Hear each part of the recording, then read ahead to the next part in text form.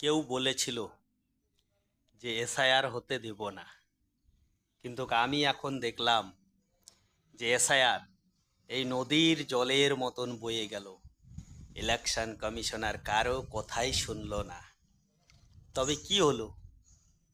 কিছু হয়েছে? কিছুই হয়নি। আপনারা যতই আন্দোলন করুন, যতই কিছু করুন, এসআইআর এর বিরোধিতা করতে পারবেন না।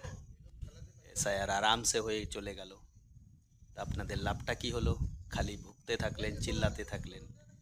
আরামসে শান্তিপূর্ণভাবে হয়ে গেল, কিছুই করতে পারলেন না।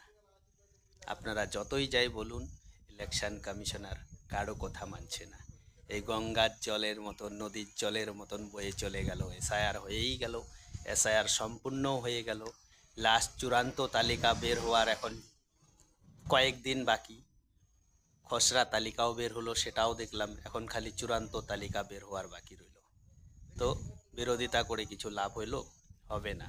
সেটা ইলেকশন কমিশনারের কাজ, ইলেকশন কমিশনার অবশ্যই করবে। তো ইলেকশন কমিশনারকে আমি স্যালুট জানাই।